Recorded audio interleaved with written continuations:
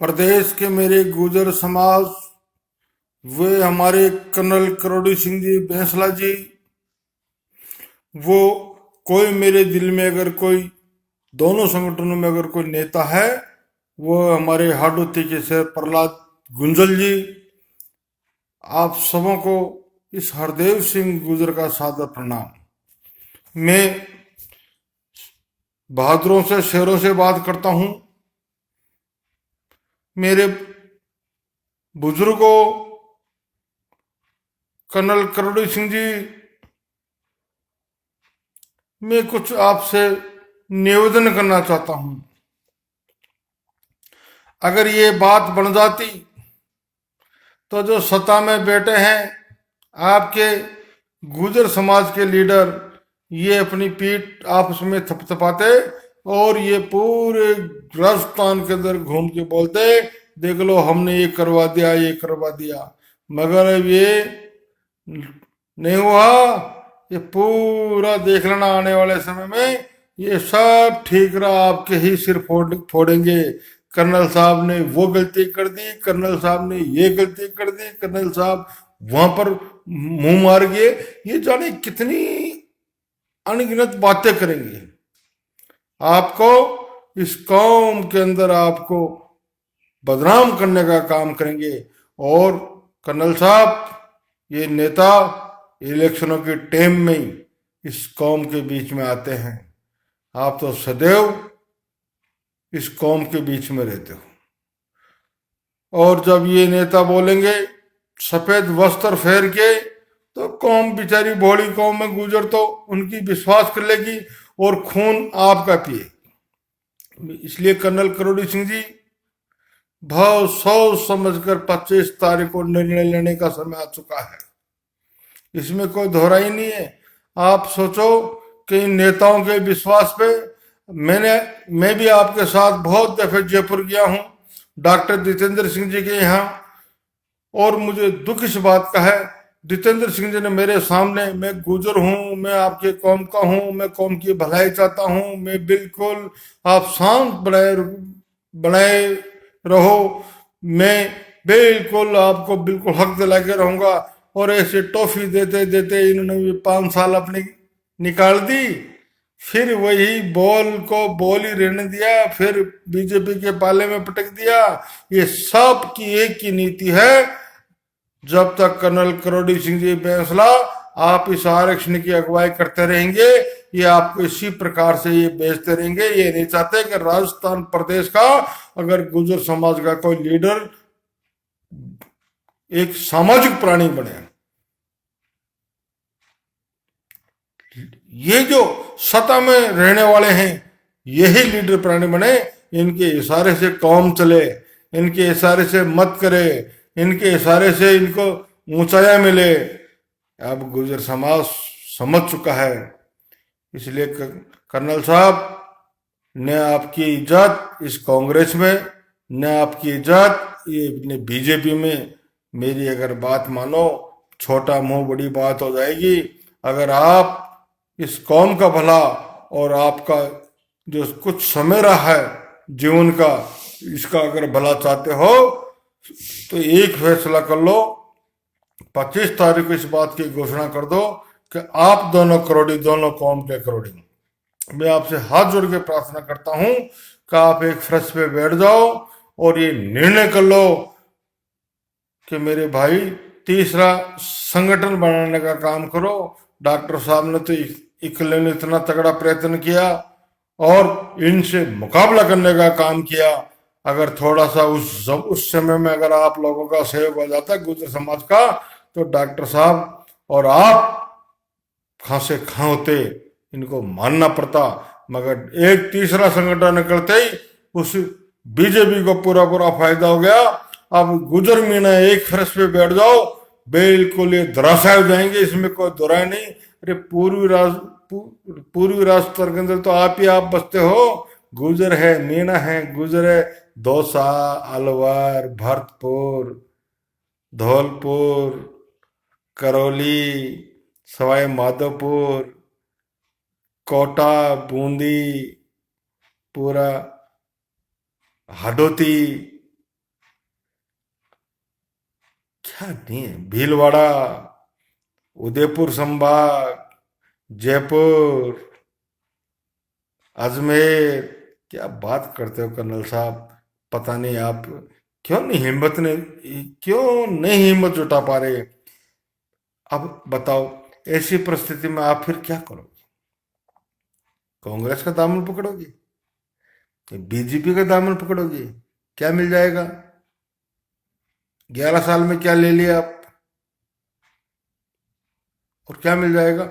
यही कौम के जयचंद इस कौम को बेचने का काम कर रहे हैं। यही कौम के जयचंद आपको कमजोर करने का काम कर रहे हैं। मुझको मालूम है, जब आप डॉक्टर जितेंद्र सिंह जी के पास जाते थे, आपके इर्द गिर्द जो लोग जाते थे, वहां से हेड पंप और एकल पॉइंट लाते थे, साइड से बात करके एकल हेड पंप लाते थे।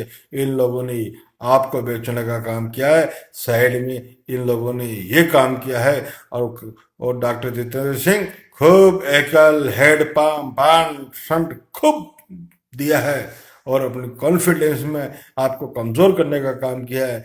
मगर ये छोटी मुंह बड़ी बात, ये मेरी आंखों देखी हुई बात है। मैं इसमें रत्ती झूठ नहीं बोल रहा। मैं कौम का वफादार हूँ। मुझको एमपी एमएलए की जरूरत नहीं है, नहीं कि मुझको कोई ये पद की जरूरत है। अगर मुझको चाहिए तो मुझे मेरी कौम की हक की लड़ाई के लिए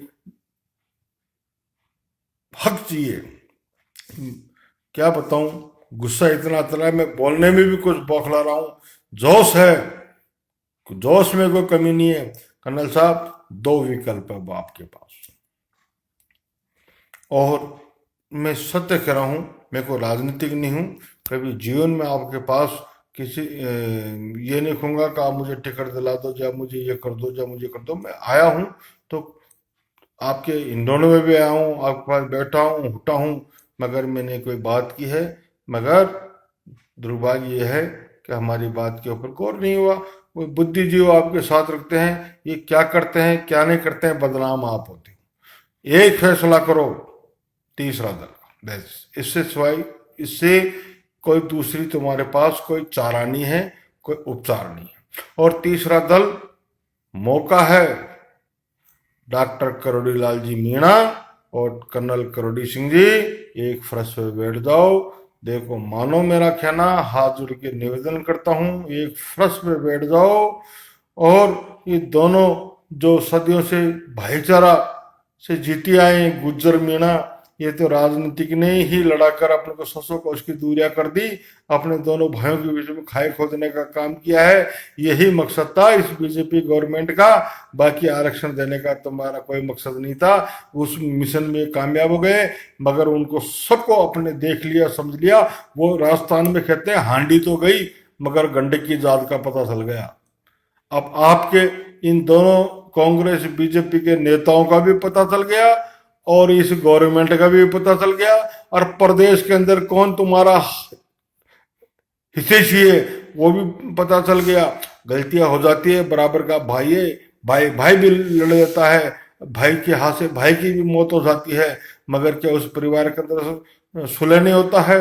वैसे ही एक गुजर भाई है, एक मीणा भाई है।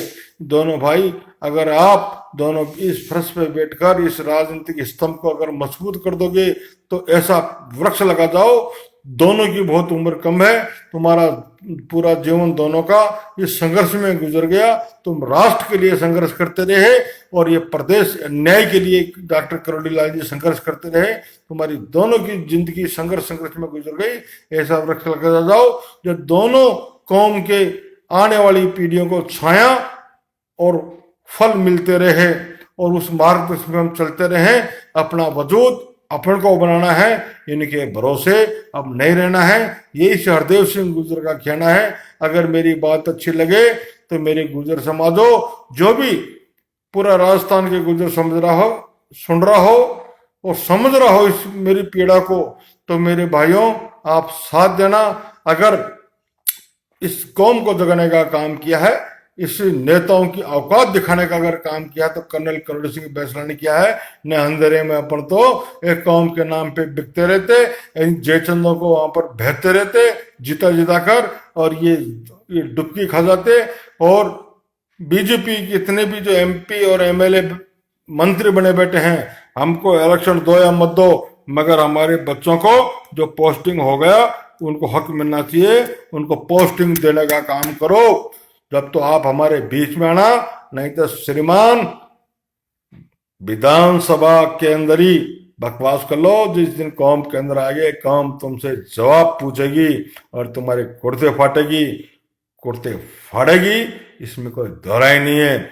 और जिस दिन गुजर महीना एक हो गया तो सुन लो, जैसे हम बाहर भी गदर मचा सकते हैं, विधानसभा के अंदर भी गदर मचा देंगे और मचा के रहेंगे जब तक हमारी धाड़ विधानसभा जैसी मंदिर के अंदर नहीं गूंजेगी, जब तक हमारी कौम की तरफ किसी का ध्यान नहीं जाएगा। हमको आरक्षण दो या मत दो, कोई बात नहीं, मुझे देख लिए वो पोत का पाक पालना दिखा है, हम समझ गए इन्हें कांग्रेस भली है, नहीं बीजेपी भली है। जब गाय मरी तो कांग्रेस पूरे राजस्थान के अंदर, प्रदेश के अंदर ज्ञापन देने का काम किया, और जब बेहतर बेहतर गुजर मरे तो कांग्रेस किनारा काट गई। ऐसा महसूस होता था जैसे अपने प्रदेश में कोई विपक्ष नाम की चीज ही नहीं है।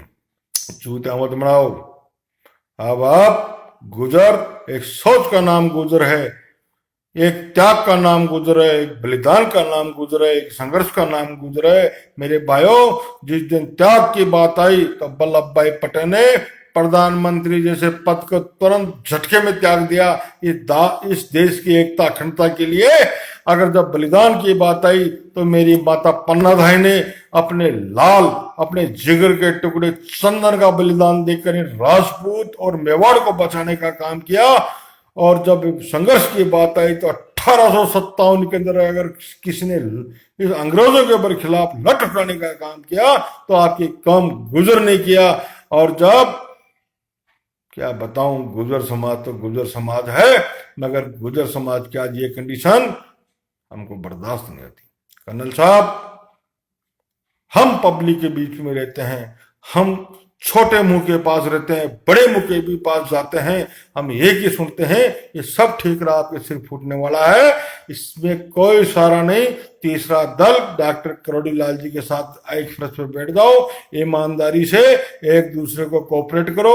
और मैं सत्य कह रहा हूं, तुम टिकट तो ले आओ, मगर तुमको वोट नहीं दे रहा, तुमको वोट गुजर दे सकता, गुजर को देगा, गुजर को मीना और मीना को गुजर दे सकता है, बाकी अन्यथा कहीं पे सारा नहीं है। सन 1957 के अंदर रामधन जी पटेल दौसा में ये सिद्ध करके बता दिया गुजर मीना की क्या ताकत है।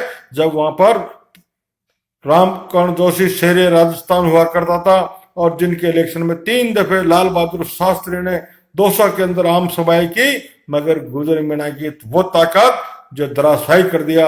और सिकराय और दौसा से रामधन जी पटेल निर्दलीय चुनाव जीते और 80 से लेकर जब तक एसटी सीट नहीं हुई जब तक राजेश पायलट का परिवार गुजर मीणा की ताकत से जीतता रहा। आप कैसे गुजर मीणा की ताकत को बोल रहे हो? ये तो एक दौसा का आविष्कार है। इस चाहो तो आप पूरी राजस्थान के अंदर दौसा, अलवर, भरतपुर, सवाई माधोपुर, करौली, टोंक, बूंदी, कोटा, झालावाड़ और उदयपुर संभाग के अंदर इसको बात को सिद्ध कर सकते हो, मगर एक आत्मबल की जरूरत है और ये आत्मबल आपको प्रबल करना पड़ेगा। इसी में इस कौम का भला है, बाकी अब गिड़गिड़ाने की जरूरत नहीं। अगर तुम ये सोच लोगे तो तुम इस आने वाले समय में ये दोनों कौम इस प्रदेश को देने वाली बन जाएगी, मांगने वाले नहीं रहेंगे। नहीं तो अन्यथा ये पूरी गुजर कौम मांगती रहेगी, मांगते मांगते तुमको मांगने से भी कुछ नहीं मिलेगा। इसलिए मेरे हे देवनारायण भगवान, मेरे इन बुजुर्गों को सद्बुद्धि दे।